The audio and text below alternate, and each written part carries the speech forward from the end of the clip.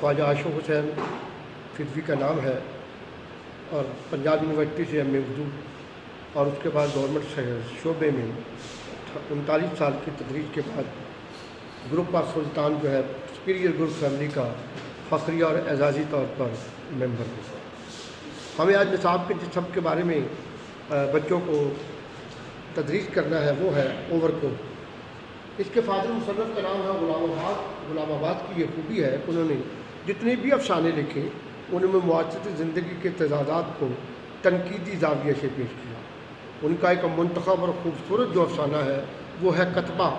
एक मुलाज़िम अपने घर के मकान के बाहर एक तख्ती लगाने के लिए एक कतबा तैयार करता है और गुर्बत के हाथों में उस कदर मजबूर होता है कि वो अपनी ज़िंदगी में मकान नहीं बना सकता और बिल आखिर वो इस दुनिया से चला जाता है और वही कतबा उसकी कब्र के सरहाने पर नस्ब होता है। ओवरकोट के 3 माने हैं। ओवरकोट का पहला माना है कि दीवार पर उनको दब्बा है तो उसको एक और कोट करके दूर कर देना। ओवरकोट का दूसरा मतलब है कि जब खिलाड़ी खेल के मैदान में अपनी कामयाबी को खो रहा हो तो उसका कोच उसको आवाज़ देता है ओवरकोट, यानी तुम कोट पे छा जाओ। और तीसरा इसका मतलब जो है वो है लॉन्ग कोट, जो सर्दी से बचने के लिए हम पहनते हो। ओवरकोट में एक ऐसे नौजवान की कहानी को पेश किया गया है जो गुर्बत से तंग आकर अपनी ज़िंदगी के ज़ावियों को बदल देता है। मेरी गुर्बत ने उड़ाया है मेरे फ़न का मजाक, तेरी दौलत ने तेरे ऐब छुपा रखे हो। ये सागर सिद्दीकी है। वो जनवरी की एक शाम के लगे तक वो नौजवान मार रोड पर खरामा फिर रहा है। कभी उसके सामने वो पान फरोख्त आ जाता है, कभी सिगरेट, और वो इसी तरह अपनी चहलकदमी से मौसम की जो रेतगी है उससे लुत्फ़अंदोज़ हो रहा। जब शाम का साया ख़त्म हो गया, सूरज ने अपना चेहरा छुपा लिया, तो वो नौजवान मैकरोड रोड को सड़क पार करते हुए अबूर करते हुए ईंटों को भरी हुई ट्राली की जद में आ जाता है। उसकी टांगें बुरी तरह कुचली जाती हैं और जब उसको मेयो हॉस्पिटल जो शहर के वक्त में वाक़या है ले जाया जाता है तो वो अपने आखिरी सांस ले लेता है। अब कानून की कार्रवाई को मुकम्मल करने के लिए उस नौजवान की पोस्टमार्टम करना बहुत ज़रूरी था।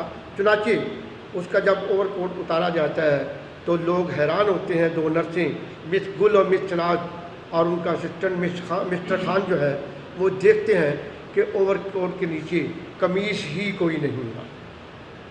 बुनियान जो उसने पहना हुआ है वो पुराना है, पतलून भी जगह जगह से फटी हुई है और पतलून को बांधने के लिए कोई भी और ज़रिया मुयस्सर ना होने पर उन्होंने एक टाई को खींच कर बांध रखा था।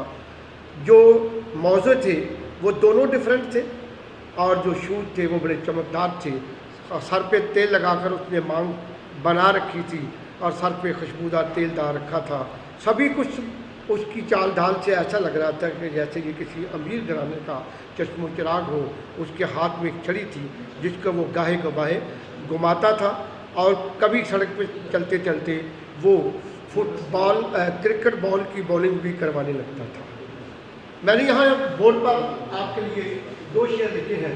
गुर्बत में भला कौन सहारा देता है, सूखे पत्तों को तो शाखें भी गिरा देती। अमीर आदमी को इस मुआशरे के अंदर कोई हैसियत हासिल नहीं, मगर आप जानते हैं कि ये मिडिल क्लास की हमारे मुआशरे की पहचान है। हमारे इस नसरी सबक में से 3 सवालात मतलब हैं। पहला जो सवाल है वो है सबक का खुलासा, और सबक का खुलासा जो है ये 10 नंबर पर मुश्तमिल होता है। 1 नंबर फाजिल मुसन्नफ़ के लिखने पर और 9 नंबर दरमियाने दर्जे के 3 पैराग्राफ खलासे में लिखे जाएंगे। मेरे अजीज़ तालिब इल्म इस बात को याद रखें कि खलासे में जो निसाब में शामिल हमारा जो हिस्सा है उससे गैर ज़रूरी और गैर मुतल्लका किसी बात को भी खलासे में शामिल नहीं किया जाएगा। आपने उस खलासे की तरतीब को भी मलहूज़ खातर रखना है कि जो पहला पैराग्राफ, जो पहला बयान है वो पहले आए। कहीं ऐसा ना हो कि पहले वाला जो पैराग्राफ है आखिर पे बयान करते हैं, आखिरी वाले को कहीं और बयान करते हैं। अब इसी नस्ल के हिस्से में से जो इम्तहानी नुक्ता नज़र से दूसरा सवाल मुंतखब होगा वो एक इक़्तिबास होगा। उस इक़्तिबास को हम 3 मराहिल में करेंगे। पहला मरला हमारा होगा हवाला मतन, जो 2 मालूमात पर मुश्तमिल होगा। सबक का उन्वान क्या है और फाजिल मुसन्नफ़ का नाम क्या है।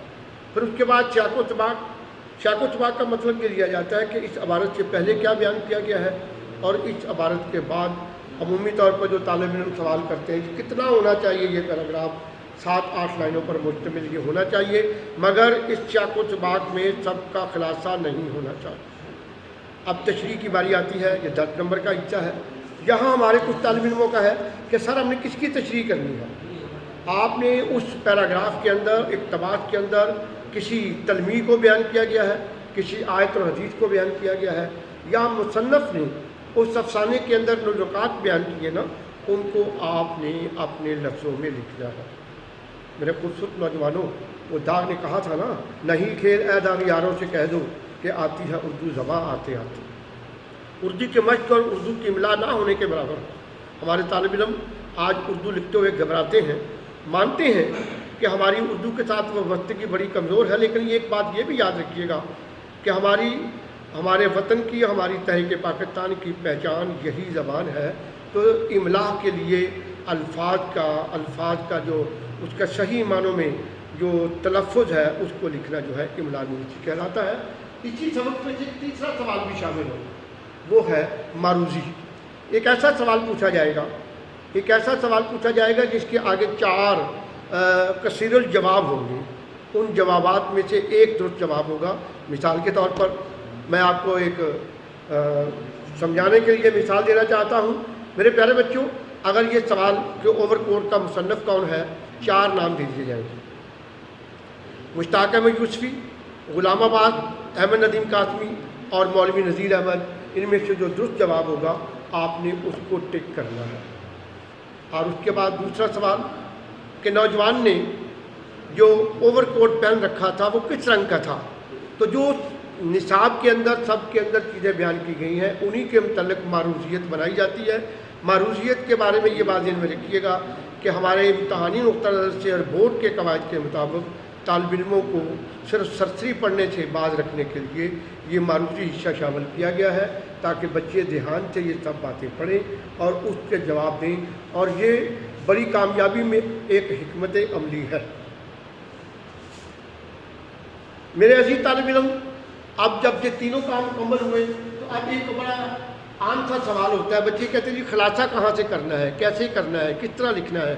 میرے بچوں، اگر دھیان اور توجہ سے سب کو پڑھ لیا جائے گا تو اس کا خلاصہ اپنے لفظوں میں لکھنا بڑا ہی آسان ہوتا ہے، کیونکہ یہ سبق کا ہمارا جو افسانہ ہے، جیسا کہ آپ نے سال اول میں سفارش پڑھی تھی اور وہ دوستی کا پھل، بعض کہانیوں کے اندر، بعض سبق کے اندر ایک ہی مضمون و تسلسل ہوتا ہے، اور بعض جیسا کہ آپ نے دیکھا کہ جو سبق ہوتا ہے اسوہ حسنہ، اس میں مختلف اقتباس کو جوڑ کر انہوں نے ایک مضمون بنایا ہے، اس لیے ان کا تسلسل کے ساتھ خلاصہ لکھنا تھوڑا سا دشوار ہوتا ہے۔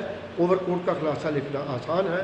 آپ نے وہ تمام باتیں کہ وہ شام کے وقت ماہ روڈ پر اس کی کیا حیثیت تھی، چیئرنگ کراسنگ اس میں کیا طریقہ کار تھا، حادثہ کیسے پیش آیا، اور حادثے کے بعد اس کی جو کیفیت تھی، ان کو 4 درمیانی پیراگراف میں اگر آپ بیان کر دیں گے تو آپ کا خلاصہ مکمل ہوگا۔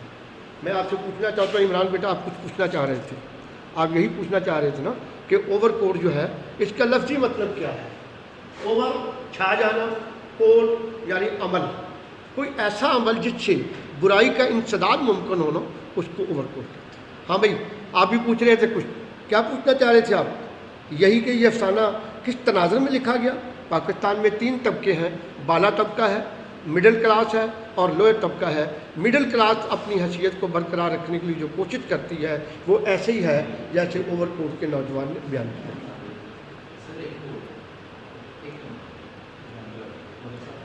بھائی اب آپ سے اجازت چاہوں گا، خدا حافظ۔